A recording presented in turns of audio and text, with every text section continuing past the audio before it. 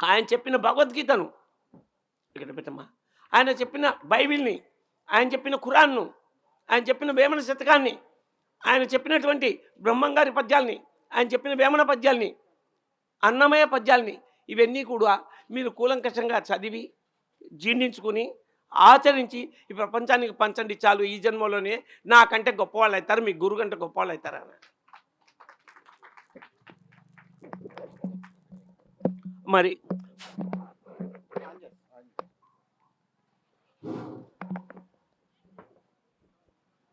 మరి జ్ఞానం అంటే అది.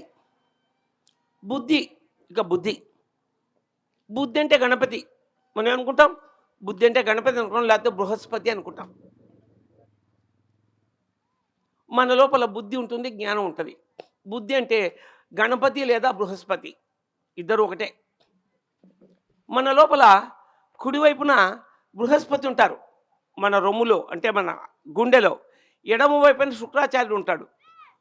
బృహస్పతి అంటే బుద్ధి, శుక్రాచార్యుడు అంటే జ్ఞానం. బుద్ధి జ్ఞానం. బుద్ధి లేని జ్ఞానం కానీ, జ్ఞానం లేని బుద్ధి కానీ రాణించాం. ఎన్నోసార్లు పత్రిజీ పిరుడు మాసాల్లో బుద్ధి ఉంది, జ్ఞానం లేనివాడు. మరి కొన్ని సందర్భాల్లో పిరుడు మాసాల్లో జ్ఞానం ఉంది, బుద్ధి లేనివాడు. ఇలా బుద్ధి జ్ఞానం రెండూ కలిస్తేనే దాన్ని విజ్ఞానం అంటారు, విశేషమైన జ్ఞానం. అదే ఆత్మజ్ఞానం, ఆ పైన బ్రహ్మజ్ఞానం.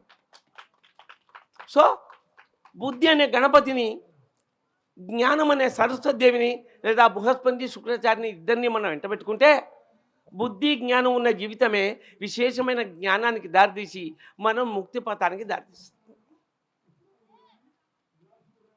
మరి శక్తి గురించి చెప్పుకున్నాం, బుద్ధి గురించి చెప్పుకున్నాం, జ్ఞానం గురించి చెప్పుకున్నాం.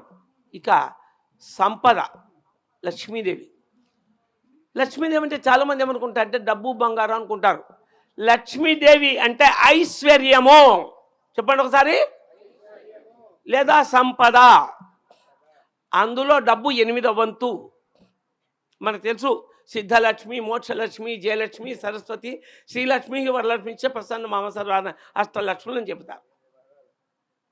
8వ వంతు ఏంటండి? ఏమన్నా అన్నారా? 8వ వంతు. లక్ష్మీదేవి అంటే ఐశ్వర్యం. ఇందాక చెప్పాను, లక్ష్మీదేవి మహావిష్ణువు కాళ్ళు వస్తుంటే ఎందుకని?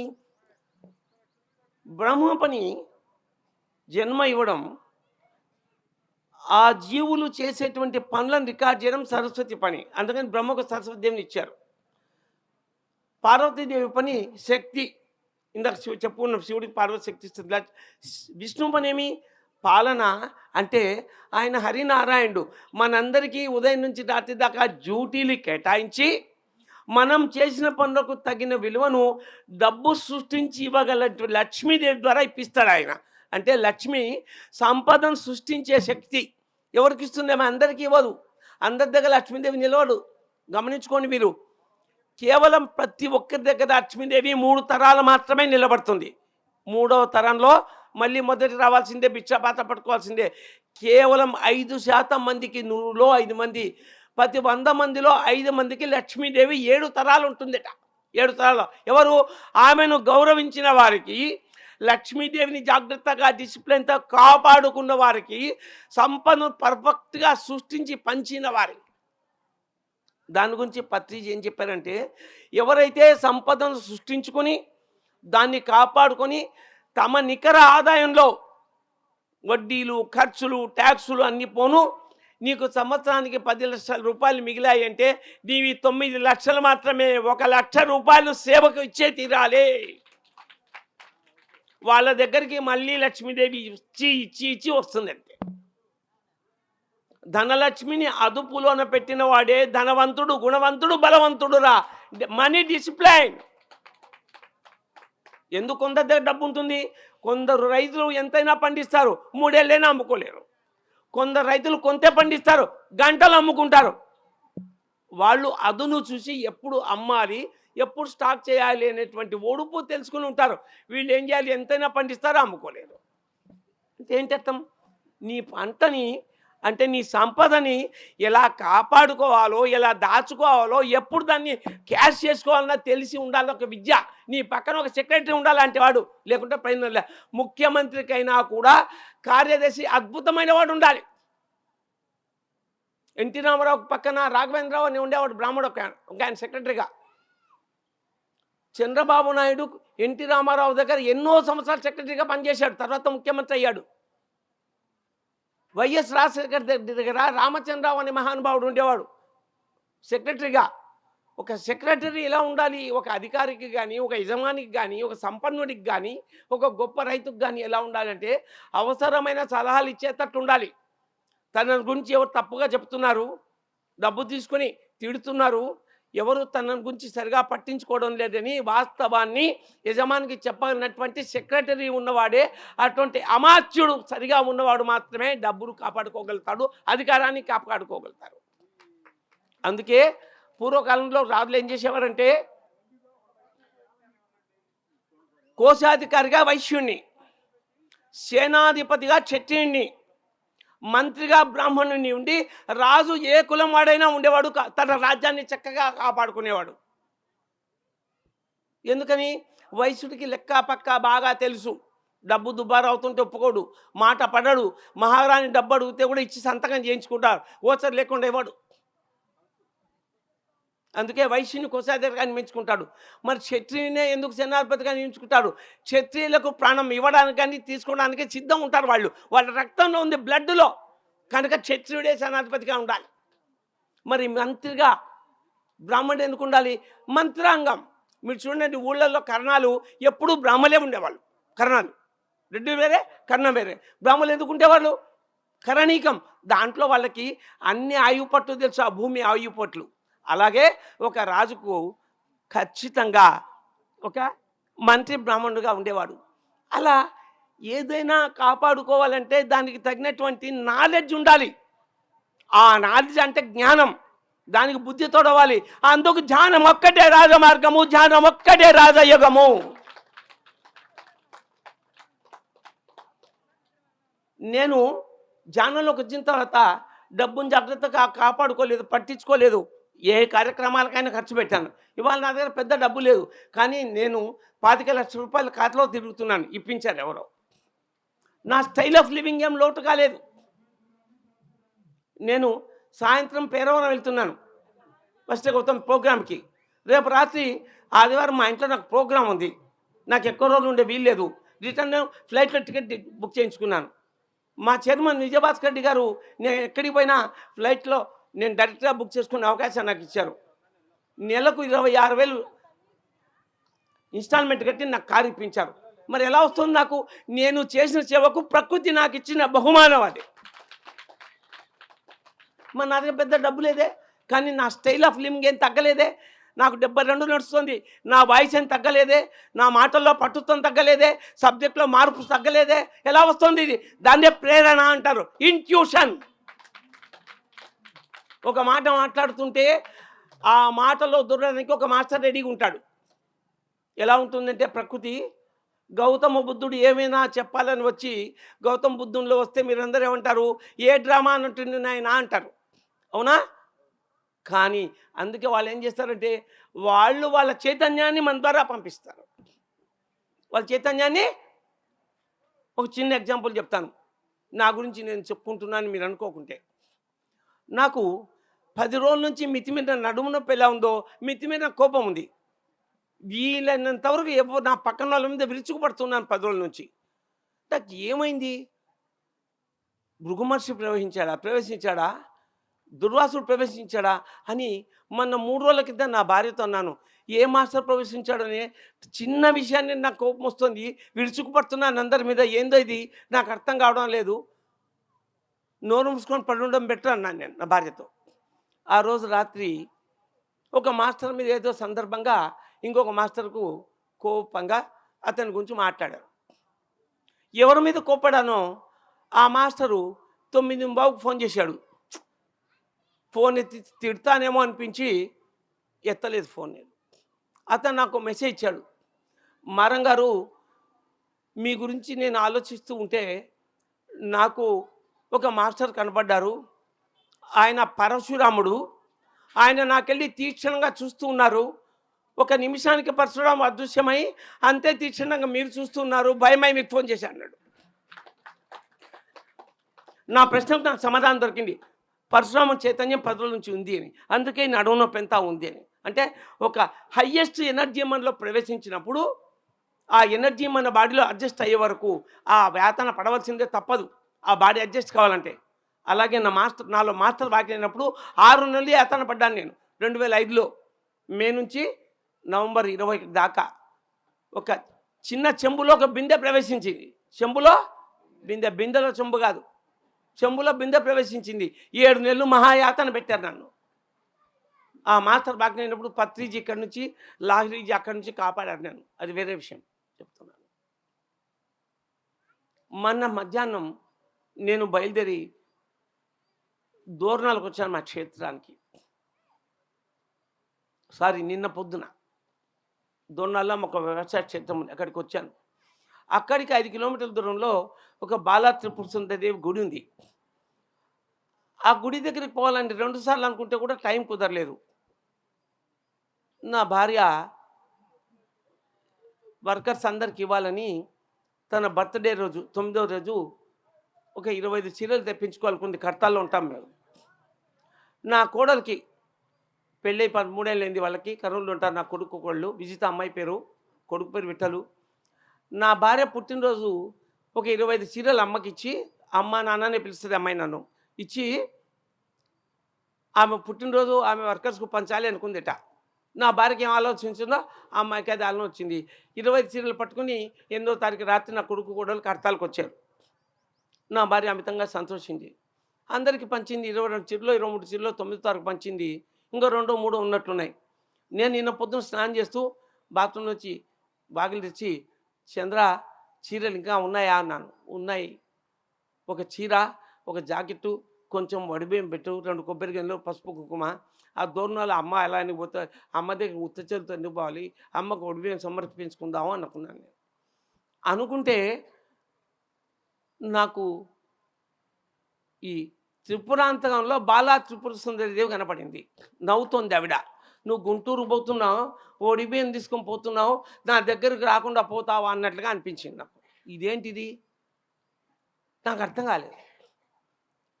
దోర్నాలకు వస్తూ ఆ గుడి కట్టించిన ఆఫీసర్ నా నాగేశ్వర గారు, ఆయనకు ఫోన్ చేస్తే, సార్ ఎక్కడున్నారు, అమ్మకు పసుపు కుంకుమ తీసుకొచ్చాను నేను అని అంటే, మేము ఒంగోలులో మా అబ్బాయి ఉపనయనానికి వచ్చాం, రాత్రి 7-8 గంటలకు కానీ రాము, గుడి తాళం కూడా నా దగ్గరనే ఉంది, తెరిచేవాళ్ళు కూడా లేరన్నారు. నాకు అర్థం కాలేదు ఏంది అని. సరే దోర్నాలకు వచ్చాం. మేము ఎంఆర్ఓని కలవాలి. ఆయన అక్కడ లేదు, పుల్లల చెరువులో ఉన్నాడు. అది ఎక్కడో మూలకు, మాచర్ల దగ్గర మూలకు. నా ఎంబడి ఈ మాస్టర్ వరాకిల్లో పనిచేస్తాడు, ఈయన భార్య, ఇంకో ఫ్రెండ్ వచ్చారు. వాళ్ళకి ఇచ్చి, మీరు డైరెక్ట్గా పోనీ త్రిపురాంతకానికి అమ్మకి సమర్పించండి, మేము పని చూసుకుని వస్తాము. మాచర్ల నుంచి త్రిపురాంతకం 20 కిలోమీటర్లే, మేము అక్కడికి వస్తా ఉన్నాం. వాళ్ళేమో అవి సమర్పించారు. నువ్వు రాకుండా ఎక్కడికి పోతారా అని నవ్వుతోంది అమ్మ పొద్దున్న. చూడండి, ఆ మాచర్ల నుంచి త్రిపురాంతకం పోయే రూట్లోనే అమ్మ గుడి ఉంది. చూడండి, అంటే అమ్మ గుడి మీద మేము పోతూ అమ్మని దర్శించుకోకుండా పోతామా? లోపలికి పోతే మళ్ళీ అమ్మని అవుతుంది, వచ్చావా లేదా నువ్వు చూడు. అంటే నాకు అనిపించింది, ఒక సేవకులందరికీ ఇచ్చినటువంటి ఒక చీర, నేను ఆ చీరనే అమ్మకు తీసుకుని వెళ్తే సేవకులతో సమానంగా తాను తీసుకుంది అమ్మ. చూడండి వాళ్ళు ఎలా ఉంటారో వాళ్ళు. అంటే ఎక్కువ తక్కువ అని కాదు, వాళ్ళు అవన్నీ చూడరు. వాళ్ళు మనని బాగా చూడాలి అనుకుంటే మనం అందరినీ బాగా చూడాలి. వాళ్ళు మనకేమైనా చెప్పాలి అనుకుంటే మన అందరికీ చెప్పాలి. ఒక ఆవిడ వచ్చి అడిగింది నన్ను, ఏమని అంటే, సార్ నేను ధ్యానం 5-6 సంవత్సరాల నుంచి చేస్తున్నాను, అయితే నాకు మాస్టర్లు ఎవరు కనపడడం లేదు, ఏమీ వినపడడం లేదు, నీలో ఏమన్నా మార్పు ఉందని అడుగుతున్నారు నా కుటుంబ సభ్యులు. అంటే మీ ఇంట్లో ఎవరైనా ధ్యానం చేస్తారమ్మా అని అడిగిన. ఎవరు చేయరు సార్, ఏమైనా మార్పు వచ్చిందా అని నన్ను అడుగుతున్నారు. నాకేమో కోపం పెరిగింది. నువ్వు ధ్యానం చేసిన తర్వాత కోపం పెరిగింది, నీకు ఏం క్వాలిటీస్ ఉన్నాయని మేము ధ్యానం చేయాలని అడుగుతున్నారు, నేను ఏం చెప్పాలి అన్నారు. అంటే నేను అడిగాను, అమ్మా నువ్వు ఎంతమందికి ధ్యానం చెప్పావన్నా? 5, 6 మందికి చెప్పాను సార్ అంది. ధ్యానంలోకి వచ్చి ఎన్నేళ్ళు అయింది? 5, 6 ఏళ్ళు. అమ్మా నేను ధ్యానంలోకి వచ్చి 15 ఏళ్ళు అయింది. నేను 50 లక్షల మందికి చెప్పాను ధ్యానము. నువ్వు 5, 6 ఏళ్లలో 5 మందికి చెప్పావు ధ్యానము. మనకెవరైనా కనపడాలి అంటే, మనకేదైనా వినపడాలంటే మనం ఎవరికైనా కనిపించి ఉండాలి, ఏదైనా వినిపించి ఉండాలి. ఊరికేది జరగదు. మీకైనా నాకైనా ఏదైనా. ఈ కాకమాన్ రాంబాబు గారు అడిగారు నన్ను ఫోన్లో. నేను ఆయన కొడుకు అడిగాడు, పిరమిడ్కి ఎవరు రావట్లేదు, పిరమిడ్లో ఎవరు కూర్చొని ధ్యానం చేయడం లేదు, మా శ్రమ వేస్ట్ అవుతుంది, మేమేం చేయాలి సార్ అని. నిన్న రాత్రి వాళ్ళ బామ్మోడి ఇంట్లో దించారు నన్ను. వాళ్ళ అత్తయ్య అడిగింది ఆ ఇంటి కోడల్ని, మా కోడలు కొంచెం హెల్త్ బాగలేదు, ఆవిడకి ఏమన్నా చెప్పండి అని. నేను అలసిపోయామన్నా పొద్దున్న చెప్తా అన్నా. పొద్దున్న ఆవిడ కాఫీ తెచ్చి ఇచ్చింది. ఆమెను ఒక మాస్టర్ని చేసి వచ్చాను నేను, అడగని పిలిచి. ఆమె పేరు యామిని అంట. నీ బంధువుల ఇంట్లో కోడలే ధ్యానం చేయడం లేదు, ఎవరెవరో నీ పిరమిడ్ రావట్లేదు, నువ్వు బాధపడుతుంది, నేనే సమాధానం చెప్పాలి? పిలుచుకొచ్చుకోవాలి, దాని తగిన శ్రమ చెయ్యాలి. తిరుగు, పనులన్నీ వదిలేయి, ఒక కారు తీసుకో, తిరుగు, నువ్వే తిరుగు. ఏమైంది? వారానికి కూడా నీ కొడుకుని తిప్పు, కోడని తిప్పు, ఊరికి ఏది రాదు. నాకు ఇంత నడునొప్పి ఉంటే ఇక్కడికి వచ్చాను. ఎందుకు వచ్చాను నేను? నువ్వు తిరుగు, నువ్వు పో క్లాసులకి, 10 మందికి చెప్పు పిరమిడ్ ఉందని. ఊర్లో ఉన్న నీ ఫ్రెండ్స్ని పట్టుకొచ్చి చెప్పు. నేను చెప్పలేదు ఎందుకో, 10 నిమిషాలు చెప్తే 15 నిమిషాలు ధ్యానంలో వాళ్ళకి కావాల్సింది అందజేయలేదా? ఎప్పుడు ఎలా ఎక్కడ మాట్లాడి తెలిసి ఉండడమే ఆధ్యాత్మికత. ప్రవచనం అంటే ఊరిక బడాబడ వాగం కాదు. పత్రిజీ చెప్పాడు, లిజన్ మోర్ స్పీక్ లెస్. ఒక మాస్టర్ అంటే ఎక్కువ వినాలి, తక్కువ మాట్లాడాలి. లిజన్ మోర్ స్పీక్ లెస్, అది మాస్టరీ అంటే. లోడా వాగనం కాదు. మన ప్రతి మాట ఎటువంటి బ్రెయిన్లో రికార్డ్ అయిపోవాలి. పలానా మాస్టర్ పలానా చోటి చెప్పాడు, రికార్డ్ అయిపోవాలి. ఆయన నెంబర్ 23 ఏళ్ళు తిరిగాను నేను.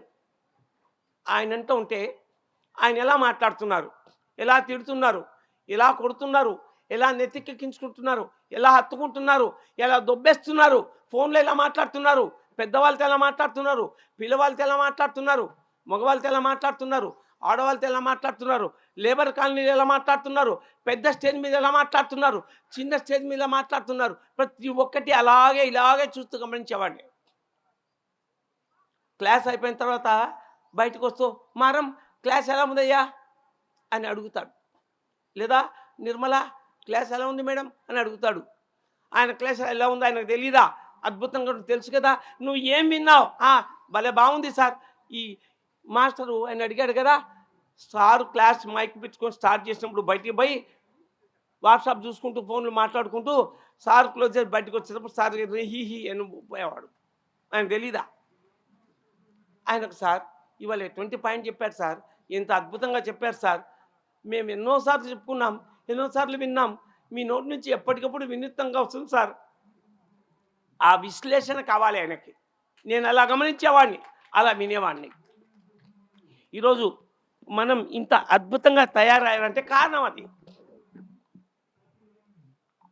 చూడు, నాకు నీళ్ళు కావాల్సి వచ్చింది కదా, నేను వంగానా? వచ్చినా లేదా? ఆకలి అయినప్పుడు 4 ఇడ్లీలు, ఎక్కాల్సినప్పుడు ఒక బండి, పడకాల్సినప్పుడు ఒక పడక, కావాల్సింది అంతే, అంతకంటే ఆలోచించే పనిలే. అయితే నీ పనికి తగినట్లుగా నీకు తల్పం వస్తుంది. రాత్రి వాళ్ళ బామ్మడి దీంట్లో అదే జరిగింది నాకు. నాకేం ఏర్పాటు చేసో ఏసి ఉందా నేను అడగలేదు, అన్నీ ఉన్నాయి ఇక్కడ. నా దగ్గరికి కట్టాలకు వచ్చిన గెస్టులకి ఏమి ఇవ్వాలో నాకు తెలుసు. నేను వాళ్ళకి ఏమి ఇచ్చాను, నాకు అదే వచ్చింది. ఏది ఇస్తే అదే వస్తుంది. గత జన్మల్లో కానీ ఈ జన్మలో కానీ ఊరికే ఇది రాదు. ఊరికే వచ్చింది అంటే నువ్వు పెట్టి పెట్టి పెట్టి ఇక్కడికి వచ్చావు, అందుకని వచ్చింది. జన్మలో పెట్టకపోవచ్చు, అక్కడ పెట్టావు. నేనేది ఏదో ఉబుసు పక్కకు చెప్పడం లేదు, పుస్తక జ్ఞానం కాదు, ఇది అనుభవ జ్ఞానం. ఇది అనుభవ జ్ఞానం. మనలోని దివ్యతత్వం పరిమళిస్తుంది ధ్యానం వల్ల. ఎలా పరశురాముడు వచ్చి ఆయన చైతన్యం ఇచ్చాడు? నేను అడిగానా? నాకు ఇవాళ అనిపించింది, ఆయన ఇచ్చాడు. ఎలా? త్రిపురాంతకేశ్వరి దేవి నాకు వచ్చి కనపడి నువ్వు నా దగ్గరకు వస్తావు చూసుకొని చెప్పింది. నా ప్రమేయం లేకుండా అలా పోగలిగాను నేను. అది వాళ్ళు ఇస్తున్నారు అంటే ఎందుకు ఇస్తున్నారు అని ఆలోచించాలి. పిచ్చోళ్ళు కాదు వాళ్ళు. మనం ఇవ్వబడుతున్నాం. We are all instruments. మనం ఒక పనిముట్టు. ఈ పనిముట్టు పర్ఫెక్ట్గా పని చేయించుకుంటారు వాళ్ళు. నువ్వు చెయ్యాలి, నువ్వు సిద్ధంగా ఉండాలి. సిద్ధిబాబా అంటాడు, పిలిస్తే పలుకుదా అంటాడు. పిలిస్తే నువ్వు పిలవాలి కదా. నీకు నాక బాబా పలుకుతాడా? నేను ధ్యానానికి వచ్చిన కొత్తలో బ్రహ్మకుమారిలో ఉన్నాయన మా బంధువు, మా మేనలో పిల్లంచిన మామ, అప్పటికి 5 ఏళ్ళ నుంచి ఉన్నాడు. నన్ను ఏదో క్వశ్చన్ వేశాడు ఆయన. నేను దానికి సమాధానం చెప్పకుండా 5 ఏళ్ళ నుంచి బ్రహ్మకుమారిలో ఉన్నావు కదా, నీకు శివబాబా కనపడ్డాడా అని అడిగాడు. అప్పుడేనా, ఇంకో 25 ఏళ్ళైనా పోద్దా అన్నాడు ఆయన. నేను కళ్ళు మూసుకొని, ఇదేంటే ఇలా మాట్లాడుతున్నాడు, శివబాబా నమస్కారం స్వామి, ఈయనకు ఎందుకు కనపడలేదు అంటే, అసలు నాకు కనపడాలని చూస్తే వానికి ఎక్కడుంది, అదే శివబాబా నాకు చెప్తున్నాడు. అప్పుడు నేను జాన్నర సంవత్సరం కాలే, మరి నాకెలా పలికాడు? నేను చెప్పినా నమ్మడు ఆయన, నేను చెప్పినా నమ్మడు. నేను అజ్ఞాని అన్నాను, అజ్ఞాని అన్నాను, వాళ్ళ దృష్టి అట్లేదు, అంతే. ఈత కళ్ళు మూసుకున్నా చేస్తున్నాను.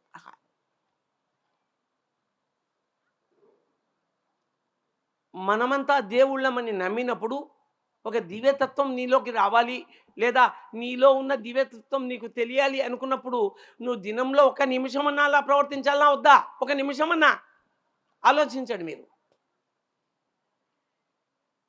ఎవరికి లేని అవకాశాలు పిరమిడ్ మాస్టర్లకు ఎందుకు వస్తున్నాయి? ఎవరికి కనపడిన వాళ్ళు మనకు ఎందుకు కనపడుతున్నారు? జీవితకాలం అంతా హిమాలయాల్లో తపస్సు చేసినా కనపడకపోయిన వాళ్ళకి మనకు ఎలా కనపడుతున్నారు వాళ్ళు? ఆలోచించండి బాగా. ఇప్పుడు ఎవరో ఒక మాస్టర్ వస్తున్నాడు, మాట్లాడుతున్నాడు అని వచ్చి. ఎందుకు వస్తారు వాళ్ళు? వాళ్ళు అక్కడుండి తమ సబ్జెక్టుని ఎవరైతే తీసుకుంటారో వెంటనే వాళ్ళ మస్తిష్కంలోకి అది వెళ్ళిపోతుంది. వాళ్ళు ఇటువైపు చూస్తారు. ఇటువైపు చూసి నేను చెప్పాలి అనుకున్న విషయాన్ని ఈయన మొదలు పెట్టాడు, వీడికి నేను కొంత చెబితే వాడు దానికి మరింత కలుపుకొని బ్రహ్మాండంగా చెబుతాడు అని మనలో దూరి మాట్లాడతారు. నాకే కాదు, ఎవరికైనా అదే జరుగుతుంది. మొదలు పెట్టడమే ఈ పని. పిలిస్తే పలుకుతాను ఎందుకంటారు? నువ్వు వెయ్యి, ఒక అడుగు వెయ్యి, వాళ్ళు 10 అడుగులు వేస్తారు. ఆత్మజ్ఞానంతో చెప్పు, ఆత్మజ్ఞానంతో పిలువు, వాళ్ళు 100 అడుగులు వేస్తారు. బ్రహ్మజ్ఞానంతో పిలువు, 1000 అడుగులు వేస్తారు వాళ్ళు. పిలిస్తే పలుకుతా అంటే అర్థం అదే.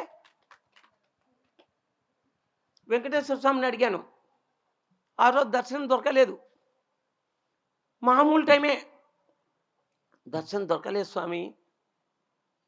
అందుకని నేను 4వ మాడ వీధుల్లో తూర్పు వైపు కూర్చుని పడమట్లో ఉండి నీ శిఖరం వైపు, బంగారు శిఖరం వైపు చూస్తూ కూర్చున్నాను. నాకు నువ్వు కనపడతావని నమ్ముతున్నాను నేను అంటే ఆయన కనపడ్డాడు నిజంగానే. ఎందుకు స్వామి, బ్రహ్మోత్సవాలకు వచ్చినప్పుడు నాకు సులభంగా దర్శనం ఇచ్చావు, మామూలు సమయంలో దర్శనం ఇవ్వలేదు ఏంటి అంటే, నువ్వు వస్తావులేవయా వైకుంఠ ద్వారం చూడ్డానికి, వైకుంఠ ద్వారం చూడ్డానికి వైకుంఠ ఏకాదశి రోజుల్లో. ఇదేంది స్వామి, మామూలు టైంలో నాకు దర్శనం ఇవ్వలేదు, వైకుంఠ ద్వారంలో నాకు ఎలా దొరుకుతుందంటే, నువ్వు వస్తావు చూసుకో. నిజంగానే వైకుంఠ ద్వారం దర్శనం నేను నా భార్య పోయాం, మాకు గంటల్లో దర్శనం దొరికింది నమ్మండి వైకుంఠ ఏకాదశి సమయంలో. వాళ్ళు పిలవాలనుకున్నప్పుడు నిన్న ఎలాగైతే బాలా త్రిపుర సుందరి పిలుచుకుందో అలా పిలుచుకుంటారు. అంటే ఇక్కడ ఏంటి అర్థం చేసుకోవాల్సింది, వాళ్ళ కన్సిడరేషన్లో మనం ఉన్నాము, మనమంటే వాళ్ళు ఇష్టపడుతున్నారు, ఇంకా అంతకంటే భాగ్యమే ఉంది. అలాంటి వాళ్ళకి కావాల్సింది రిలయన్స్ అంబానీలాగా సంపదలు రాకపోవచ్చు, కానీ దేనికి లోటు లేకుండా మనల్ని కాపాడుతున్నారా లేదా, మన జీవితాన్ని నడుపుతున్నారా లేదా. ఇవ్వకపోతే వాళ్ళు సిగ్గుపడాలి, మనం కాదు. ఏమైంది, నాకు 72 నడుస్తుంది, ఇస్తే పనులు చేస్తాను, లేకపోతే హాయిగా వెళ్ళిపోతాను, ఏమైంది. పత్రిజీ నన్ను, సార్ ఇంతసేపు అయింది నేను చెప్పి, ఇంత టైం ఉంది ఇంకా, టైం ఎంతైంది? 1:20. ఒక 10 నిమిషాలు చెప్పి ముగిస్తాను. Okay, 10 minutes. ఇప్పుడు ఏం చెప్పుకుంటున్నామా? కాదు, దాని తర్వాత ఏమో చెప్పాను.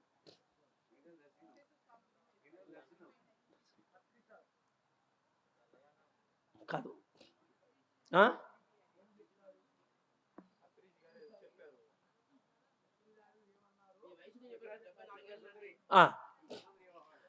నందా చనిపోయిన తర్వాత ఒక వారానికి పత్రిజీ కడతాలకు వచ్చాయి. నందా చనిపోయిన తర్వాత నాకు తెలిసి 5 ఏళ్ల కింద. 5 ఏళ్ల కింద. అలా పత్రిజీ వచ్చినప్పుడు నేను, బాలకృష్ణ ఇద్దరు పక్కనే ఉన్నాం. బాలకృష్ణ అనుకుంటా. సేద్ బాలకృష్ణ. మరం నంద వెళ్ళిపోయాడు. నువ్వు కూడా వెళ్ళిపోతాము పో అన్నాడు. ఏమంటారు ఆయన ఇదేంటి ఇలా చెప్తున్నాడు ఈయన? నంద వెళ్ళిపోయాడు. నువ్వు వెళ్ళిపోతావు పో అని. నాకు ఎప్పుడైనా పోయినప్పుడు ఆయన అంటే బాగుంది. ఎన్నోసార్లు చెప్పాను, స్వామి మీరు పోయినప్పుడు మీ ఇంట నన్ను కూడా తీసుకోండి, అయితే మీకంటే ఒక గంట ముందు వెళ్ళిపోతాడు చూడండి అన్న. నవ్వాడు ఆయన. మరం నువ్వు కూడా వెళ్ళిపోతాము పో అన్నప్పుడు ఎక్కడో నాకు తగిలింది. ఏమని నేను అడిగాను కదా, మీకంటే ఒక గంట ముందు అంటే గంట తర్వాత నేను వెళ్ళిపోతాడేమన్నా? నాకు అర్థం కాలే. అని స్వామి నాకు ఇంకో 10 ఏళ్ళు ఉండాలనుంది, వెళ్ళిపోవాలని లేదు. ఇంతకుముందు చెప్పుకున్నా కానీ నాకు నేను మీకు క్షమాపణ చెప్పుకుంటున్నాను, నాకు ఇంకో 10 ఏళ్ళు ఉండాలి నేను. పోతామో చూడు అని రెండోసారి అన్నాడు. మళ్ళీ నేను లేచిపోతుంటే గంట తర్వాత మళ్ళీ అన్నాడు 3సారి. మరం వెళ్ళిపోతాం వెళ్ళిపోను. లేదు నేను వెళ్ళానన్నా. 6 నెలల తర్వాత 2 నెలల తర్వాత మళ్ళీ వచ్చాడు ఆయన. అప్పుడు నాకేదో అనారోగ్యం ఉంది. పోయి ఆయన కడిపి ఇంటికి వచ్చేసాను. ఇలాగ నడుము నొప్పులో ఏదో ఉంది. అస్సలు చేతకాలే నాకు. పోలే సాయంత్రం దాకా. ఆయన రోజు రాత్రంతా ఆడనే ఉన్నాడు ఆయన. 3:30 గంటలప్పుడు మాధవి మేడం ఉంది, లడ్డు మాధవి అంటారు ఆ తల్లి, మాకు ట్రస్ట్ ఆమె నాకు ఆరోగ్యం బాగాలేదు ఇంట్లో నన్ను తెలుసుకుని, సార్ మారం గారికి ఆరోగ్యం బాగాలేదంట అంటే, అవునా పోదాంపా కాసేపు మరం దగ్గర కూర్చొని ఉన్నా అంట. నాకు ఫోన్ చేసింది, సార్ వస్తున్నాను. అయ్యయ్యో వద్దమ్మా, ఆయన ముందు ఆయన డలుగున్నాడు, మా ఇంటికి రావాలంటే 6 మెట్లు ఎక్కాలి. అయిపోయింది సార్ నాది, అయిపోయింది. మా ఇంటికి రావాలంటే 6 మెట్లు ఎక్కాలి, వద్దు ఆయన ఇబ్బంది పడ్డా. నేనే ఇలాగ కొడు తీసుకుని ఆయన దగ్గరికి పోయా. సాయంత్రం 4 గంటలప్పుడు పోయి ఆయన మంచాన్ని చేరగలబడి ఏదో కరెక్షన్ చేసుకుంటున్నాడు. పోయి ఆయన పక్కన కూర్చుని ఆయన చేతిలోకి తీసుకుని కూర్చున్నా. నా వైపుకు చూడలే. కాసేపు తర్వాత మారం రాత్రికంతా బాగా అవుతుంది లేవాయా, మీరు పక్కన ఉండగా నాకేం స్వామి దిగులున్నా. మరుసనాడు పొద్దున ఆయన ఇంటికి నింపకముందే ఆయన ఆ కారవాన్లో బయలుదేరారు. పిరమిడ్ ముందు ఎక్కడో నిలబెట్టారు. పరిగెత్తుకుని పోయాను. అప్పటికే ఆయన కారవాన్లో ఉన్న బెడ్ మీద వెనక్కి వాలి ఇట్లా కాలు పెట్టుకొని కూర్చున్నాడు. మళ్ళీ ఆయన కాళ్ళ దగ్గర కూర్చొని ఒత్తుతున్నాను.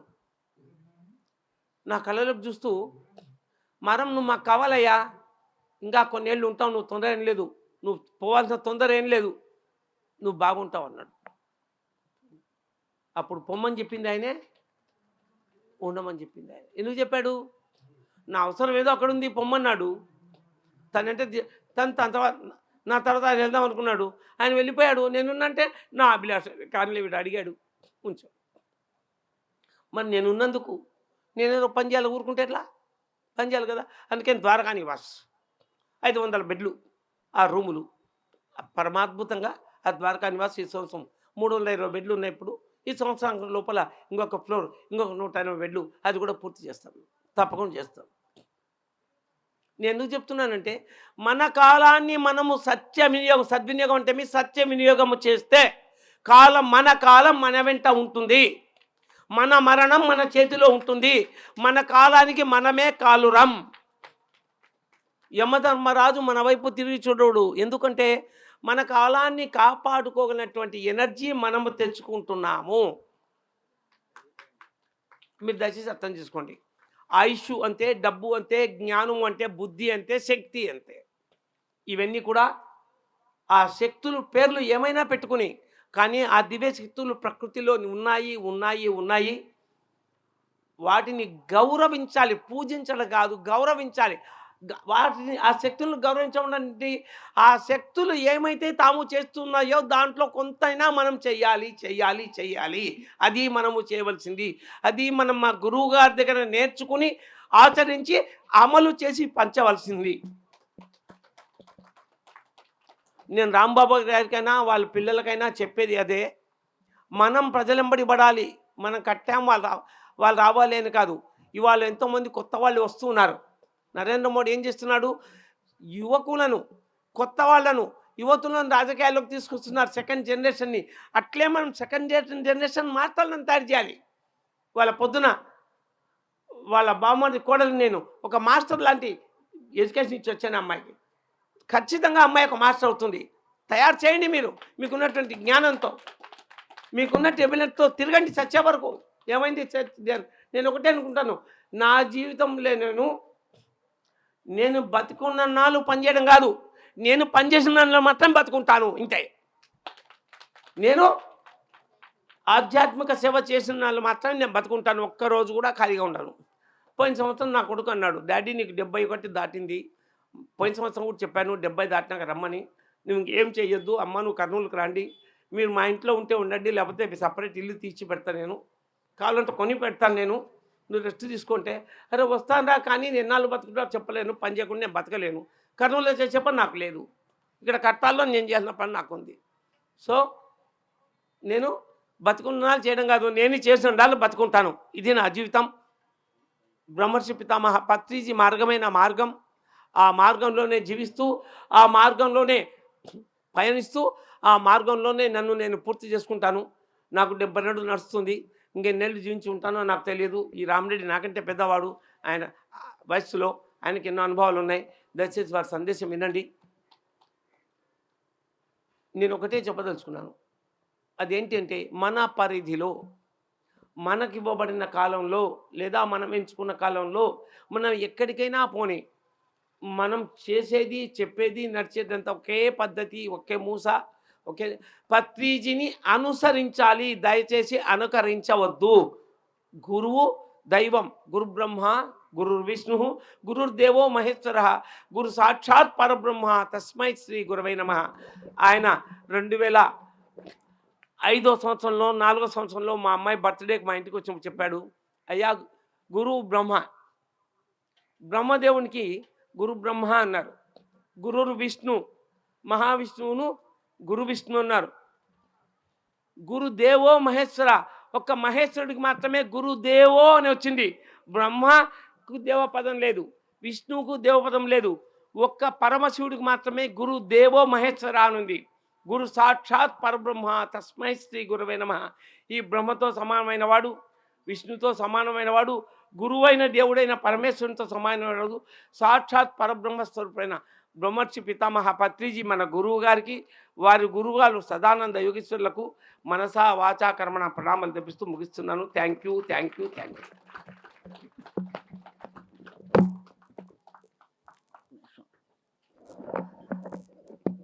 జగద్గురు బ్రహ్మర్షి పత్రిజీ గారికి ధన్యవాదాలు తెలియజేస్తూ, శ్రీ ఆత్మశ్రీ పిరమిడ్ 8వ వార్షికోత్సవ ఆహ్వానానికి విచ్చేసిన ముఖ్య అతిథులందరికీ పేరు పేరున ధన్యవాదాలు తెలియజేస్తున్నాం. ఇక్కడికి విచ్చేసిన ధ్యాన మిత్రులందరికీ కూడా శ్రీ ఆత్మశ్రీ పిరమిడ్ ధ్యాన మందిరం తరపున ధన్యవాదాలు తెలియజేస్తూ, మా శివప్రసాద్ గారు ఎంత అద్భుతంగా చెప్పారు. ఒక్కసారి అందరూ లేచి కడతాళ ధ్వనులతో సారుకి కృతజ్ఞతలు తెలియజేద్దాం.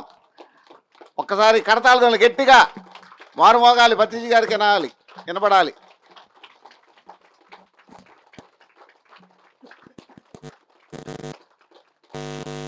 ఓకే, తనుకున్న సమయాన్ని కనీసం ఈ సబ్జెక్ట్ని కనీసం 2-3 రోజులు చెప్పగలుగుతారు సారు, కానీ తక్కువ సమయంలో మనకి ఎంతో జ్ఞానాన్ని బోధించారు. ఆ పార్వతీదేవిని గురించి, సరస్వతీదేవి గురించి, లక్ష్మీదేవిని గురించి, మనం ఎలా జీవించాలి, ప్రతి మానవుడు కూడా ఎలా జీవించాలి, ధైర్యంగా యముడు కూడా మన వంక చూడకుండా ఎలా జీవించాలి, ఎన్నో రకాల విషయాలు చెప్పారు. సమయం చాలా తక్కువ ఉంది కాబట్టి మనం అందరం కూడా వారికి కృతజ్ఞత తెలియజేస్తూ, ఎవరు కూడా దయచేసి ఎవరు వెళ్ళవద్దు. 5 దాకా కార్యక్రమాలు ఉన్నాయి, ముఖ్య అతిథులు చాలా ప్రసంగాలు ఉన్నాయి. కానీ వారందరూ కూడా మమ్మల్ని మన్నించి, సారు సమయం మనకు అద్భుతం కాబట్టి మళ్ళీ తర్వాత భోజనానంతరం కూడా మన ముఖ్య అతిథుల ప్రసంగాలు ఉంటాయి. ఇప్పుడు 2 మాటలు మీరు కూడా మాట్లాడండి, తర్వాత అవకాశాన్ని బట్టి చేద్దాం. 2 నిమిషాలు సార్, తర్వాత మన సురేష్ బాబు గారు హైదరాబాద్ నుంచి వచ్చారు. వారు నిన్న మధ్యాహ్నమే వచ్చారు, కానీ మాట్లాడటానికి ఇప్పటికి ఒక అవకాశం వచ్చింది కాబట్టి ఒక 5 నిమిషాలు సమయం కేటాయించండి, తర్వాత భోజనానికి వెళ్ళొచ్చు.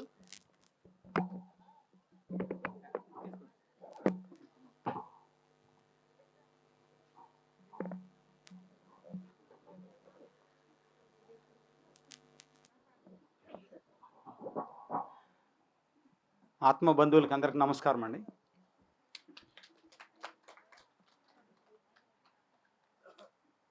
ఒకానొక పరమాత్మ ఈ భూమికి రావాలి అంటే సమయము, సందర్భము అన్నీ అనుకూలించినప్పుడే అవతారం అనేది జరుగుతుంది. కానీ ఆ అవతారము ఇక్కడికి వచ్చినప్పుడు వాళ్ళ బృందం అంతా వస్తుంది. ఆ బృందం అంతా వెయిట్ చేస్తుంటుంది. ఎప్పుడు సశరీరంగా వస్తారు ఆ పరమాత్ముడు, నేను వెళ్ళి సేవ చేసుకుంటానని. సో మనమంతా పరమాత్మ అయిన పత్రి సార్తో ఎంతో అద్భుతంగా ఎంజాయ్ చేసాం, కష్టపడ్డాము, ప్లస్ ఎంజాయ్ చేసాం. ఈరోజు ర్యాలీ ఎంత అద్భుతంగా జరిగిందంటే దీనికి పునాది మరియు ప్రోత్సాహము ఇచ్చిన నిన్న ఒక 30 మంది సత్యలోకవాసులు తల్లిదండ్రులతో సహా గురువుతో వచ్చి ఈ యొక్క ప్రాంగణాన్ని శక్తితో నింపారు. సురేష్ బాబు గారికి, వాళ్ళ యొక్క ఆ బృందానికి మొత్తం గట్టి క్లాప్స్ కొట్టుకుందాం. సత్యలోకంలో ఎలా ఉంటారనేది మనకి కల్లారా ఇక్కడ చూపించారు. సో ఆ యొక్క ఎనర్జీ ఈరోజు మూగజీవులన్నిటినీ సమానంగా చూడాలి, మానవుడిగా పుట్టినవాడు, లేకపోతే మానవ జన్మకి సార్థకత ఉండదు అని చెప్పారు పత్రి సార్. చేయాల్సింది 2 పనులు. ఒకటి చేయాల్సింది, రెండోది చేయకూడదు. మనిషి అనుకుంటే ఏంటి చేయాల్సింది ఏంటంటే ప్రతి ఒక్కరూ ధ్యానం చేయాలి. కుల మతాలకు అతీతంగా నువ్వు మనిషి అనుకున్నప్పుడు నువ్వు ధ్యానం కంపల్సరీ చేయాలి. నీ యొక్క దైవత్వాన్ని నువ్వు తెలుసుకోవాలి అంటే ఇది వేరే వాళ్ళ బాధ్యత కాదు, మన బాధ్యత. తెలుసుకోవాలి అంటే కళ్ళు 2 మూసుకోవాలి, నోరు మూసుకోవాలి, మన లోపలికి మనం వెళ్తే మనం ఏంటో తెలుస్తుంది. రెండోది చెయ్యకూడనిది ఏంటి అంటే ప్రతి ఒక్కరిలో పరమాత్ముడు ఉన్నాడు అని తెలియాలి అంటే ఏం చేయకూడదు? హింస చేయకూడదు. హింస చేస్తే ఎలా తెలుస్తుంది నీకు? సో మరి సమయము తక్కువ ఉంది అనుకుంటాము. ఆత్మకి అనంతమైన సమయం ఉంటుంది. సమయంతో సంబంధం లేనిది పరమాత్మ. మనం మేనేజ్మెంట్ చేసుకోవాలి కాదు సమయం. కాబట్టి ఈ భూమి మీద 24 గంటలు ఉన్నాయి కాబట్టి ఒక టైం టేబుల్ వేసుకొని తక్కువ సమయంలో ఎక్కువ పని చేయాలి అనే ప్రణాళికతో ఒక పరీక్ష పెట్టుకొని ఆత్మ వస్తుంది. ఇది పరీక్ష. ఈ కాకుమానులో అందరికీ సమయం ఉంది, మనకి ఎక్కువ సమయం ఉంది. ఎందుకంటే మన సమయము సార్ చెప్పినట్టు సద్వినియోగపరిచింది. అందరికీ తెలియజేసినాం సత్యం ఏంటి? నీ క్యాన్సర్కి కానీ, నీ యొక్క కిడ్నీల ఫెయిల్యూర్కి కానీ, నీ యొక్క ప్రాబ్లమ్స్ కానీ నువ్వే సృష్టికర్తవి. బయట వాళ్ళు కాదు, ఇంట్లో వాళ్ళు కాదు. ఆ కోడిని, మేకని, చేపని ఎలాగైతే హింస పెడుతున్నావో, ఇంట్లో వాళ్ళని, బయట వాళ్ళని నీ మాటలతో ఎలాగైతే హింస పెడుతున్నావో అదే రోగమై, నరకమై నీ ఇంటిలో తాండవిస్తుంది. ఈ సత్యాన్ని కాకుమాల్లో తెలియజేశాం. ఎవరైనా సంబంధమే లేదు, చేస్తే శిక్ష పడుతుంది. ఈరోజు తెలియజేశాము, మన బాధ్యత అయిపోయింది. రాబోయే కాలంలో ప్రతి పిరమిడ్కి లైన్ కడతారని పత్రిసారి చెప్పారు. అది బ్రహ్మవాక్కు. ఏ దేశానికి వెళ్ళినా నీకు మనశ్శాంతి ఉండదు, పిరమిడ్లోకి వస్తే మనశ్శాంతి వస్తుంది. కాబట్టి ఇక్కడ పిరమిడ్లన్నీ ఎందుకు ఆల్రెడీ కట్టబడ్డాయి, కొన్ని వేల పిరమిడ్లు అంటే రాబోయే కాలంలో అవి మాత్రమే మనిషికి మనశ్శాంతిని ఇస్తాయి. అంటే అక్కడ ఒక రిజిస్టర్ ఉంటుంది, మీరు వాట్సాప్లో రిజిస్టర్ చేసుకోవాలి. ఆదివారం 2 to 3 నేను వస్తాను, నాకు కొంచెం ప్లేస్ ఇవ్వనైనా. సోమవారం నాకు టైం ఉంటుంది. ఎందుకంటే బయటకు తెలుసు, ఒక రోజు ఉండాలంటే ₹1,00,000 హాస్పిటల్లో. ఎంత ఏముంటుందో లేదు, పోతుంది అంతా. సంపాదించుకుంటూ పోతుంది కానీ మనశ్శాంతి లేదు. ఇక్కడికి వస్తే మనశ్శాంతి వస్తుంది. కాబట్టి ఏం చేయాలి? బుక్ చేసుకోవాలి. కాకుమాన్లో 2 పిరమిడ్లు ఉన్నాయంట. ఏ టైం ఖాళీ ఉందో చూసుకో, వాళ్ళకి చెప్పు, పలానా టైంకి నేను వస్తాను, ముందుగా కూడా వస్తాను, క్యూలో ఉంటాను, కానీ 1 గంట నాకు టైం ఇవ్వని. ఆ కాలం రాబోతుంది. పిరమిడ్ యుగము ఖచ్చితంగా వస్తుంది.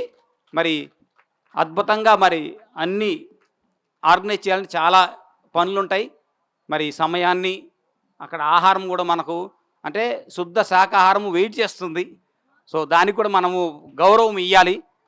ఇంత మంచి అవకాశం ఇచ్చిన మరి నిర్వాహకులకు, ప్రేక్షకులకి, పిరమిడ్ ధ్యానులకి, మరి ముఖ్యంగా ఇది ఎంతోమంది చూస్తున్నారు పిఎంసి ద్వారా, వాళ్ళందరికీ కూడా ఒక్కసారి మీకు వీలైనప్పుడు కాకుమానికి వచ్చి ఈ ఆత్మలక్ష్మి పిరమిడ్ దర్శించి ధ్యానం చేసుకొని పోవాలని మా యొక్క విన్నపము. Thank you, thank you, thank you.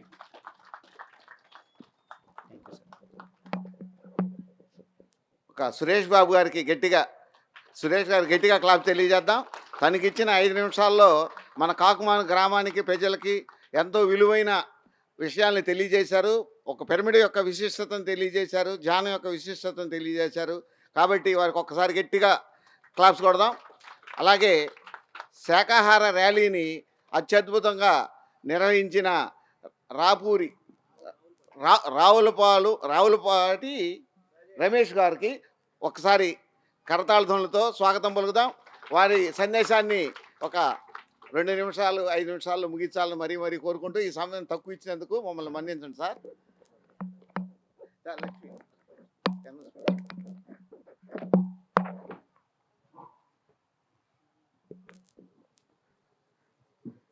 అందరికీ మనవండి.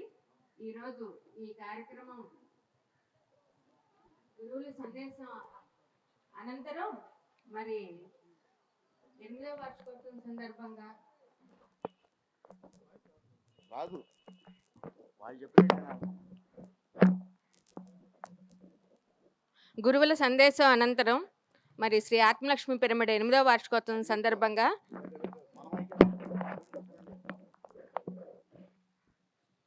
చిన్నారులచే బాపట్ల వారణాసి సత్సంగ ఆశ్రమం చిన్నారులచే రవి గార్డెన్స్ బాపట్ల శ్రీ వాసవీలత సుజాత భార్గవి గార్లచే భగవద్గీత ధ్యానంపై జ్ఞాన ప్రబోధం జరుగుతుందండి ఇప్పుడు.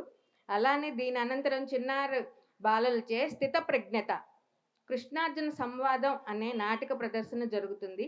కాబట్టి అందరూ కూడా ఆ చిన్నారుల ప్రదర్శనని భగవద్గీత యొక్క అంతరార్థాలు తెలుసుకొని మరి స్థిత ప్రజ్ఞత అనే శ్రీకృష్ణ సంవాదం అనే నాటక ప్రదర్శన కూడా మరి అందరూ కూడా చిన్నారులను చూసి ఆ ప్రోగ్రాం చూసి దర్శించి ఆ చిన్నారులందరినీ కూడా మనందరం ఆశీర్వదిద్దాం.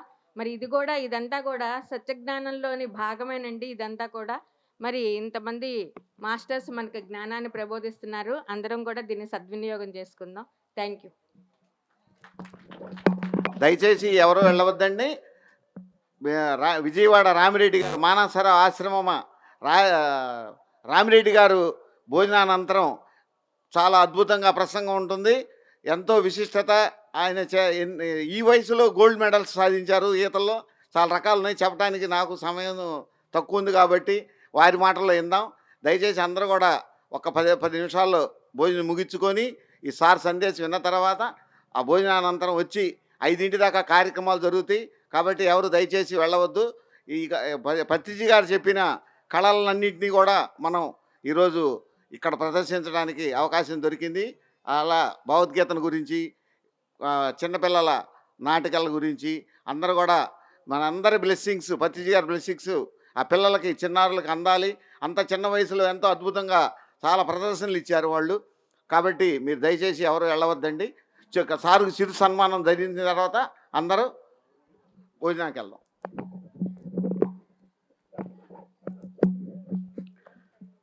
దివ్యాత్మ స్వరూపులందరికీ ఆత్మ ప్రణామాలు. జగద్గురు బ్రహ్మర్షి పితామహ పత్రిజీకి ఆత్మ ప్రణామాలు. అలాగే వేదికను అలంకరించిన పెద్దలందరికీ కూడా నా ఆత్మ ప్రణామాలు. శ్రీ లక్ష్మి పిరమిడ్ ధ్యాన కేంద్రం 8వ వార్షికోత్సవం సందర్భంగా మరి ఈరోజు మనందరం కూడా మహా అద్భుతమైన శాకాహార ర్యాలీ నిర్వహించున్నామండి. మనందరం కూడా బాగా అద్భుతంగా చేశారు కదా. ఒకసారి మనందరికీ కూడా మన కోసం గట్టిగా చప్పట్లు కొట్టుకుందాం. నా పేరు రావులపాటి రాజేష్ అండి. మాది గుడివాడ దగ్గర చిన్న పల్లెటూరు. నేను 2011లో మెడిటేషన్లో రావడం జరిగింది. సరే, అది పెద్ద స్టోరీ కాబట్టి ఒక 2 మాటలు ఏం చెప్తానంటే, ఒకప్పుడు ధ్యానం చేసే వాళ్ళని తిట్టాను. మళ్ళీ నా అంతట నేనుగా ధ్యానం నేర్చుకున్నాను. ఏమని తిట్టానంటే, కళ్ళు రెండు మూసుకుంటే మీ బంగారు గొలుసులు దెబ్బేస్తారని చెప్పి తిట్టినోడు నేను. అంత బాగా ప్రచారం చేసినోడిని. నాకు 2003 నుంచి తెలుసు ధ్యానం. నేను 2011లో ధ్యానంలోకి వచ్చాను. అప్పుడు నాకు ఎవరైతే ధ్యానం గురించి చెప్పారో వాళ్ళు ధ్యానం చేస్తే మానసిక ప్రశాంతత, శారీరక ఆరోగ్యం వస్తుందని చెప్పారు. అవి నాకు బాగా నాటుకుపోయి ఉన్నాయి. మరి ఎప్పుడైతే నా జీవితంలో మానసిక ప్రశాంతత కోల్పోయానో, శారీరక ఆరోగ్యాన్ని కోల్పోయానో, మళ్ళీ నా అంతట నేనుగా ధ్యానం గురించి తెలుసుకున్నాను. ఎన్నో మార్గాల గురించి తెలుసుకున్నాను. కానీ ఏ మార్గంలోనూ కూడా నాకు మానసిక ప్రశాంతత రాలేదు, శారీరక ఆరోగ్యం రాలేదు. ప్రశ్న పరిప్రశ్న వేయటం నాకు అలవాటు. కాబట్టి అలా ఎన్నో ప్రశ్నలు వేసుకుంటూ మళ్ళీ ధ్యానం దగ్గరికి వచ్చాను. మనకు ఆటోమేటిక్గా ఏంటంటే నేను హిందువుని కాబట్టి నా హిందూ ధర్మంలో నాకు మానసిక ప్రశాంతత లేదు, శారీరక ఆరోగ్యం లేదు, అసలు ఆత్మజ్ఞానం అంతకన్నా లేదు. కాబట్టి ఏం చేస్తాం మనం? సహజంగానే మతం మారిపోతూ ఉంటాం. అవునా కాదండి? అవునా? మనం మతం మారిపోతూ ఉంటాం. కాబట్టి నేను కూడా మతం మారుదామని నిర్ణయించుకున్నామండి. కానీ ప్రశ్న పరిప్రశ్న వేసే అలవాటు ఉంది కాబట్టి వాళ్ళని కొన్ని ప్రశ్నలు వేసిన తర్వాత నాకు సరైన సమాధానం దొరకకపోతే నేను ఈ మతంలో రావాల్సిన పని నాకు లేదని చెప్పాను. సో మళ్ళీ నెక్స్ట్ ఏంటి అంటే, మరి ఎప్పుడైతే మరి ధ్యానం అనుకున్నానో, మరి ఎవరైతే తిట్టానో వాళ్ళ దగ్గరికి వెళ్ళి వాళ్ళు ధ్యానం చెబుతూ ఉంటే వాళ్ళకు కూడా ఒక ప్రశ్న వేశాను. సార్, ధ్యానం చేస్తే చాలా లాభాలు ఉన్నాయన్నారు, ఆ లాభాలతో నాకేం పని లేదు. నా వాస్తవిక జీవితంలో నేను ప్రజెంట్ కోల్పోయింది మానసిక ప్రశాంతత, శారీరక ఆరోగ్యాన్ని కోల్పోయాను. అది ఎలా వస్తుందో చెప్పండి సార్. ముందు వస్తే లైఫ్ లాంగ్ వస్తుందా, లేకపోతే ఒక్కసారి వచ్చి ఆగిపోతుందా అని అడిగాను. ఆ మహానుభావుడు, నాకు ధ్యానం నేర్పిన మహానుభావుడు ఏం చెప్పాడంటే, నా దగ్గర జాంపండు ఉంది, నేను ఇది తిన్నాను, ఇది నేను చేదుగా ఉంది అన్నాను, నీకు ఎలా తెలుస్తుంది అన్నాడు. సరే, నాకు తెలియదు కాబట్టి నేను ఏం సమాధానం చెప్పలా. ఆయన ఏం చెప్పాడంటే, తింటే తెలుస్తుందని అన్నాడు. అంటే తింటే ఇది చేదుగా ఉంది, ఒగరుగా ఉంది, తీపిగా ఉందన్న సంగతి తెలుస్తుంది. అలాగే అప్పుడు నువ్వు ధ్యానం చేస్తే నీకు మానసిక ప్రశాంతత వస్తుందా రాదా అన్న సంగతి నీకు తెలుస్తుంది అని చెప్పాడు. సరే, ఆయన చెప్పినట్టుగా ఒక పోగండి ధ్యానం చేశాను.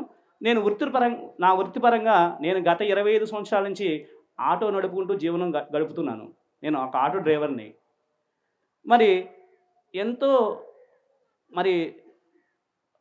రష్గా ఉంటుంది, పీస్ఫుల్ ఆఫ్ మైండ్ ఉండదు.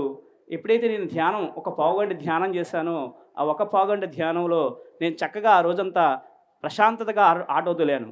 ఆ ప్రశాంతత నేను గమనించగలిగాను. అప్పుడు ధ్యానం యొక్క లోతులు తెలుసుకుని మరి ఇవాళ వరకు కూడా మరి సుమారుగా ఒక 500 శాకాహార ర్యాలీలు చేస్తుంటాం. ఒక 500 శాకాహార ర్యాలీలు. అలాగే మరి ఎప్పుడైతే నేను కరోనా ఫస్ట్ టైంలో అక్కడ గుడివాడ నుంచి విజయవాడ రావడం జరిగింది. మరి సబ్బినేని తులసి మేడం గారని Vijayawada pyramid spiritual society madam గారి ఆధ్వర్యంలో గత 3 సంవత్సరాల నుంచి జూలై 27వ తారీఖున ప్రారంభమై శాకాహార ర్యాలీలు నవంబర్ 11వ తారీఖు వరకు మరి కంటిన్యూగా ప్రతిరోజు కూడా మరి 108 రోజుల పాటు శాకాహార ర్యాలీలు చేయడం జరిగింది. అలా 3 సంవత్సరాల నుంచి చేస్తున్నాం మేడం గారి ఆధ్వర్యంలో. అది విజయవాడ పిరమిడ్ స్పిరిచువల్ సొసైటీ అందరి సహకారంతో. అలాగే ప్రతి ఆదివారం కూడా ఏ ప్రాంతానికైతే వెళ్ళామో శాకాహార ర్యాలీ చేస్తున్నామో ఆ ప్రాంతం తప్పించి మరి వేరే ప్రాంతానికి వెళ్ళటం, ధ్యానం, శాకాహారం, పిరమిడ్ శక్తి యొక్క విశిష్టతను తెలియపరుస్తూ మరి గత 3 సంవత్సరాల నుంచి మేడం గారి ఆధ్వర్యంలో మరి విజయవాడలో అద్భుతంగా ర్యాలీలు చేయడం జరిగింది. మిత్రులారా, గుర్తుపెట్టుకోండి, మనకి మహాభారతంలో భీష్మ పితామహుడు చెప్తాడు. ఏమంటాడంటే, ఈ భూమి మీద పుణ్య కార్యక్రమాల్లో కల్లా గొప్ప పుణ్య కార్యక్రమం ఏదైనా ఉంది అంటే ఆ మహానుభావుడు ఏం చెప్తాడంటే, 4 సముద్రాల గల భూమిని దానం చేసిన ఎట్టి పుణ్య ఫలం వచ్చునో, సంపూర్ణ యాగములు యజ్ఞములందున ఎట్టు సుకృతం వచ్చునో, చంపబడిన జీవిని రక్షించడం వల్ల వచ్చే పుణ్యములో అది 16వ భాగం కాదు అన్నాడు గొప్ప మహానుభావుడు భీష్మ పితామహుడు. ఒకసారి గట్టిగా భీష్మ పితామహుడి గట్టిగా చప్పట్లు కొడదాం. ఆయన గొప్ప కర్మ సిద్ధాంతి. మరి ఒక్కసారి ఆలోచించండి, చంపబడిన జీవిన రక్షించడం వల్ల పుణ్యము 4 సముద్రాలు గల భూమిని దానము చేసిన. ఒక్కసారి ఆలోచించండి, ఎకరమో అరెకరమో కాదు, 4 సముద్రాల భూమిని సంపూర్ణం యాగములు యజ్ఞములు మరి అన్ని చేసినా వచ్చేది 16వ భాగం కూడా కాదంటున్నాడు. మరి ఒక్కసారి ఒక జీవిని మీరు కానీ ఈ భూమండలం మీద రక్షిస్తే అంతకన్నా ఎక్కువ పుణ్యం వస్తుంది. కాబట్టి ఖచ్చితంగా శాకాహార ర్యాలీలు చేయండి. ఎందుకంటే ఈరోజు ప్రపంచవ్యాప్తంగా ప్రతిరోజు కూడా కోటాన కోట్ల జీవులు బలవంతంగా చంపబడుతున్నాయి. మరి ఆ బలవంతంగా చంపబడిన జీవిలో మనలో ఎలాగైతే ఆత్మ ఉంటుందో ప్రతి జీవిలో కూడా ఆత్మ ఉంటుంది. అలా చంపబడిన జీవి యొక్క ఆత్మ పైలోకాలు పోతుందా? వాటికి బిడ్డలు ఉన్నాయి కదా. ఆ మమకారం చేత వాడి పైలోకాలు పోతుందా? ఈయన నన్ను అనవసరంగా బలవంతంగా చంపేశాడు కాబట్టి ఇతనికి ఏదో ఒక శిక్ష వేయాలి అన్న మరి ఆ యొక్క దీంతో మరి పైలోకాలకు వెళ్లకుండా ఉంటాయి. అలా ప్రపంచవ్యాప్తంగా ప్రతిరోజు కూడా కొన్ని కోటాను కోట్ల జీవులు ఉన్నాయి. ఆ జీవులన్నీ కలిసి ఒక ఆరాగా తయారయ్యి ఈరోజు ప్రకృతి యొక్క సమతుల్యతకు కోల్పోవడానికి కారణమవుతుంది. సునామీలు కావచ్చు, టర్నడోలు కావచ్చు, భూకంపాలు కావచ్చు, పెను తుఫాన్లు కావచ్చు, వీటి అన్ని మూలాలు ఎక్కడున్నాయి మిత్రులారా? ప్రతి జీవుల యొక్క మరణ వేదంలోనే ఉన్నాయి. అందుకే కరోనా ఎక్కడ పుట్టింది? మాంసం నుంచి పుట్టింది. మరి ప్రకృతి హెచ్చరిస్తుంది. ఏమని హెచ్చరిస్తుందంటే స్వైన్ ఫ్లూ రూపంలో, బర్డ్ ఫ్లూ రూపంలో, కరోనా రూపంలో హెచ్చరిస్తున్న ఈ మానవుడు మాంసాహారం విడిచిపెట్టడం లేదు. అసలు మాంసం ఆహారమే కాదంటుంది ప్రపంచ ఆరోగ్య సంస్థ WHO. ఏమని చెప్తుందంటే గుడ్డుతో సహా ఎవరైతే మాంసాన్ని ఆహారంగా తీసుకుంటున్నారో వాళ్ళకి 159 రకాల దీర్ఘకాలిక రోగాలు వస్తున్నాయని చెప్తుంది. ఒకసారి ఆలోచించండి మిత్రులారా, ఎంత నీచమైన ఆహారమో నికృష్టమైన ఆహారమో మాంసాహారం. అలాగే చిన్న క్లారిటీ ఇచ్చి నేను నా సబ్జెక్ట్ని ఆపేస్తాను. ఎందుకంటే నాకు ఇచ్చిన టైం చాలా చిన్న టైం కాబట్టి ఆ టైంలో నేను చెప్పగలిగినంత వరకు చెప్పాలి. కాబట్టి ఒకసారి మనందరం కూడా మనల్ని మనం ప్రశ్నించుకుందాం. ఇప్పుడు మనందరికీ గుడ్డు తెలుసు కదండి? గుడ్డు తెలుసు కదండి? ఆ గుడ్డు మనం వండుకు తింటున్నాం, అవునా కదా? అంటే మీరు పిరమిడ్ మాస్టర్లు కాదు, బయట వాళ్ళు వండుకు తింటున్నారు. పేరేం పెట్టారు? గుడ్డు అని పెట్టారు కదా. ఆ గుడ్డు వండుకు తింటున్నాం అంటే పేరు మార్చారు. అసలు పేరు ఏంటండి? దాని పిండం అంటారు కదా. ఆ పిండం మనం వండుకు తింటున్నాం. ఆ కూడేమవుతుందండి? పిండాకూడు కాదా? పిండాకుడే కదండి. ఆ పిండం వండుకు తింటే ఏమవుతుంది? అది పిండాకుడు అవుతుంది. ఒకసారి ఆలోచించండి, ఇది మన సంప్రదాయమా? ఇది మన సంస్కృత? ఇది మన హిందూ ధర్మమా? పిండాకూళ్ళు, పిండాకేకులు అదేదో గొప్పగా చేస్తున్నారు. ఒకసారి ఆలోచించండి, అర్థమవుతుంది. మనం భగవద్గీతలో ఏమో రాసుందా? గుడ్డుతో కేకులు తయారు చేయండి, గుడ్డును వండుకు తినండి అని చెప్పిన ఎక్కడ భగవద్గీతలో రాసుందా? మీరంతా హిందువులు అయితే కనుక భగవద్గీతను ఆచరించాలా లేదా? మరి ప్రతి ఒక్క ఇంట్లో భగవద్గీత ఉందా? ఒకలా ఉంటే కనుక చేతులు ఎత్తండి. భగవద్గీత ఉన్న వాళ్ళందరూ చేతులు ఎత్తండి. ఓకే, చాలామంది ఇంట్లో భగవద్గీత ఉంది. ఒకసారి అందరిగా భగవద్గీత ఉన్న అందరి ఇంట్లో ఉన్న వాళ్ళందరికీ గట్టిగా చప్పట్లు కొట్టండి. ఎస్, మనం హిందువుగా పుట్టాం. కనీస ధర్మం ఏంటంటే మనకి భగవద్గీతని చదవటం, అది మనం ఆచరించడం, అది మన ధర్మం. తర్వాత గురువుగారు ఏం చెప్పారంటే మీరు ఎలాగైతే భగవద్గీతని ఆచరిస్తున్నారో ఖురాన్ చదవండి, బైబిల్ కూడా చదవండి. వాళ్ళ అనుభవాల నుంచి వచ్చినాయి కాబట్టి ఏ ఒక్క అనుభవాన్ని ఇది కాదు అనటానికి మీకు ఎటువంటి రైట్స్ లేవన్నాడు జగద్గురు బ్రహ్మర్షి పితామహ పత్రిజీ. ఓకేనా అండి? అలాగే మరి ఎలాగైతే మరి అది ఒక జీవి నుంచి వస్తుంది, గుడ్డు అనేది ఒక జీవి నుంచి వస్తుంది. మరి ఎలాగైతే ఆడవాళ్ళకి ఋతుక్రమం ఉంటుందో, నెలసర్లు ఉంటుందో, అదిగో ఆడదే కదా. అలాగే ఒకానొక టైంలో కోడి గుడ్డు అంటే ఋతుక్రమం టైంలో గుడ్డుగా వస్తుంది. అంటే ఆ ఋతుక్రమాన్ని కూడా వీళ్ళు తింటున్నారు. అది సహజంగా వస్తుందా? సహజంగా రావటం లేదు. మరి ఫ్యాక్టరీలో ఏం చేస్తున్నారు, కోళ్ల ఫారాలు ఏం చేస్తున్నారు అనేది మనం ప్రశ్నించుకుందాం. అలాంటి ఆహారం తింటే ఎందుకు ఆరోగ్యం వస్తుంది చెప్పండి? అలాంటి ఆహారం తింటే మరి పాపకర్మలు మనకు అంటుకోవా?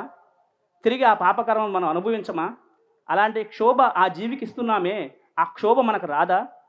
ప్రకృతి న్యాయసూత్రం ఏమిటయ్యా అంటే, తిరిగిలేని న్యాయసూత్రం ఏమిటయ్యా అంటే, మనం ఎలా జీవిస్తామో తిరిగి మరి జన్మ ఆ విధంగానే వస్తుంది. దీనికి ఎవడు అతీతుడు కాదు. మనం జీవించిన దాన్ని బట్టే మన రాత రాస్తాడు బ్రహ్మగారు. అంతేగాని బ్రహ్మగారిని వేయినేళ్ళు పొగిడామని మన రాతే మార్చడు. ఓ చిన్న ఉదాహరణ ఇచ్చి నా క్లాస్ ఆపేస్తాను. ఆ స్కూల్లో మాస్టర్ గారు ఉన్నారు. ఆ మాస్టర్ గారు సైన్స్ మాస్టారు. సైన్స్ బాగా చెప్తున్నారు. ఇద్దరు స్టూడెంట్స్ ఉన్నారు. ఒక స్టూడెంటు ఆ సైన్స్ మాస్టర్ గారి యొక్క సబ్జెక్ట్ని తూచా తప్పకుండా ఆచరిస్తున్నాడు. ఇంకో స్టూడెంట్స్ ఏం చేస్తున్నాడంటే, మాస్టర్ గారు చక్కగా అడ్డనామాలు పెట్టుకున్నాడు, నిలునామాలు పెట్టుకున్నాడు, చక్కగా మంచి డ్రెస్ వేసుకున్నాడు, అలాగే రుద్రాక్షలు పెట్టుకున్నాడు అని చెప్పి వేయినోళ్ళ పొగుడుతున్నాడు. మాస్టర్ గారు ఆ రకంగా ఉన్నాడు, మాస్టర్ గారు ఈ రకంగా ఉన్నాడు అంటూ రాస్తున్నాడు, పేపర్లో రాస్తున్నాడు. అసలు మాస్టర్ గారు ఎందుకు వచ్చాడు భూమి మీదకి అంటే, ఆయన ఎందుకు వచ్చాడు ఆ క్లాసులోకి అంటే, సైన్స్ అనే సబ్జెక్ట్ చెప్పడం కోసం వచ్చాడు. ఈ ఇద్దరు స్టూడెంట్స్ ఏం చేయాలి? ఒక స్టూడెంట్ మాత్రం ఖచ్చితంగా ఆచరిస్తున్నాడు, ఒక స్టూడెంట్ మాత్రం ఇలా చేస్తున్నాడు. సరే ఏమైంది?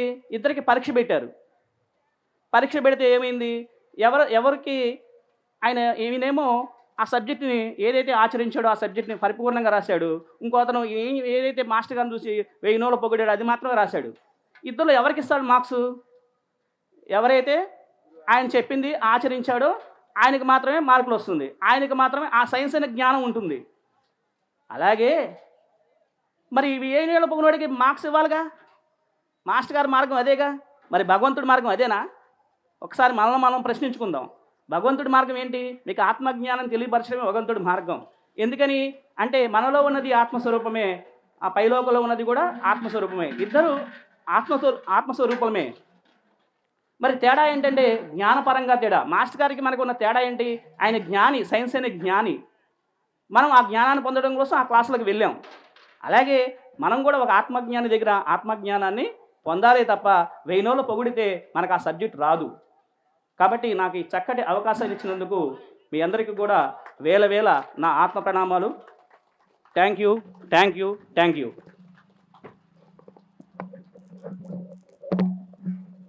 నమస్తే సార్, చాలా అద్భుతంగా సందేశాన్ని ఇచ్చారు. తక్కువ సమయంలో శాకాహారాన్ని గురించి చాలా అద్భుతంగా సందేశం ఇచ్చారు. దయచేసి ఎవరు వెళ్ళవద్దండి. ఇంతసేపు హైదరాబాద్ నుంచి ఇచ్చేసిన మాస్టర్స్ అందరికి కూడా రావులపాలెం రమేష్ గారికి కూడా చిరు సత్కారం చేసుకుందాం. అనంతరం రామిరెడ్డి గారు ప్రసంగం ఉంది.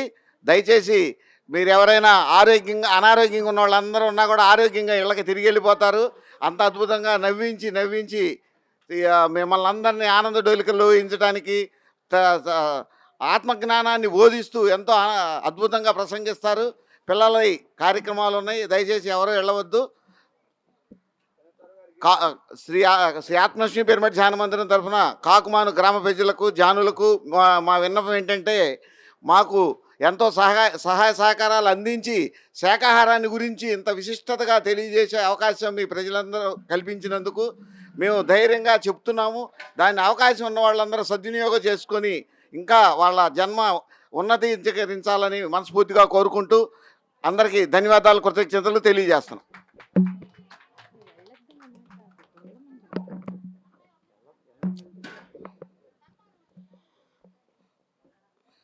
ఇప్పటి వరకు మనకి జ్ఞానాన్ని అందించిన మరి సీనియర్ పిరమిడ్ మాస్టర్స్ బ్రాహ్మణ రత్న మారం శివప్రసాద్ గారికి, మరి అలానే సురేష్ గారికి,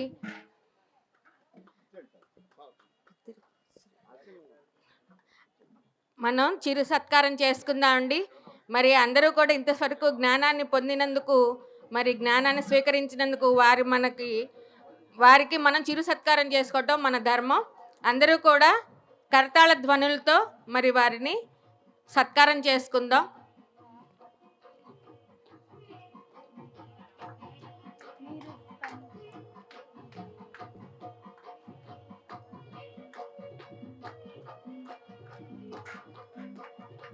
మన గ్రామానికి విచ్చేయటం మన అదృష్టంగా భావిద్దామండి. పత్రిజీ గారి తర్వాత పత్రిజీ గారు అంతా ఆయన మారం శివప్రసాద్ గారు. మరి ఆయనతోటి ఎన్నో సంవత్సరాలు ప్రయాణం చేసి ఎంతో జ్ఞానాన్ని పొంది ఎంతో అనుభవపూర్వకంగా ఎంతో జ్ఞానాన్ని స్వీకరించి మరి పత్రిజీ గారి మార్గంలో నడిచారు అంటే పత్రిజీ గారు అంతటా ఆయనే. మరి మారం శివప్రసాద్ గారు మనందరం కూడా వారిలో పత్రిజీ గారిని దర్శించి మరి మన గ్రామానికి విచ్చేసినందుకు మనందరం కూడా ఎంతో హృదయపూర్వకంగా ధన్యవాదాలు తెలియజేసుకుందాం. సార్, శ్రీ ఆత్మలక్ష్మి పిరమిడ్ ధ్యాన మందిరం తరఫున మరీ హృదయపూర్వకంగా ధన్యవాదాలు తెలియజేస్తున్నాము. ఎంతో చక్కటి జ్ఞానాన్ని అందించారు మాకు. మా పత్రిజీ గారి మార్గంలో నడిచిన మారం శివప్రసాద్ గారికి వేల ధన్యవాదాలు తెలియజేసుకుంటున్నాం.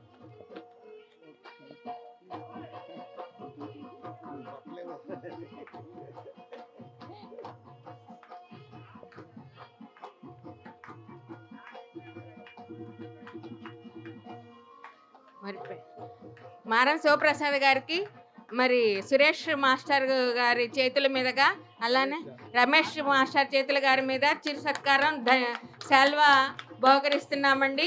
శ్రీ ఆత్మలక్ష్మి పిరమిడ్ ధ్యాన మందిరం తరఫున అందరూ కూడా కరతాళ ధ్వనులతో